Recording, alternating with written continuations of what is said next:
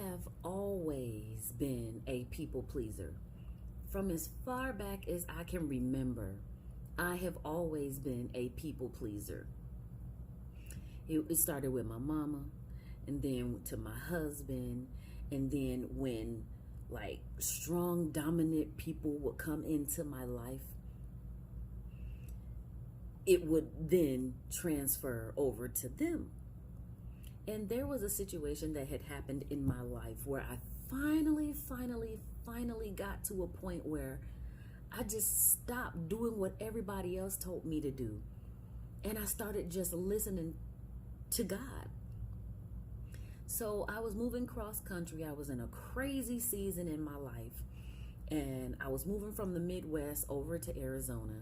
And it was in like this really crazy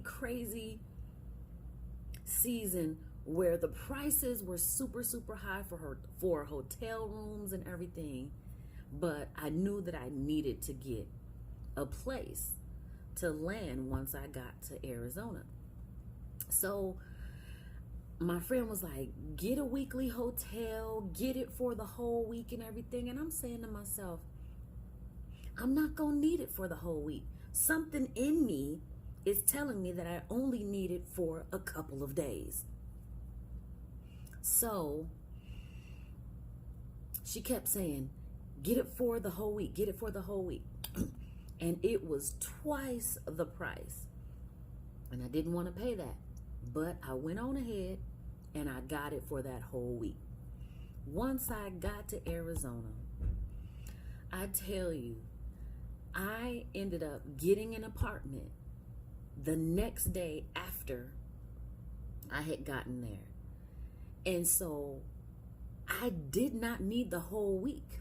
I just needed it for a couple of days. And hotels do not give you your money back.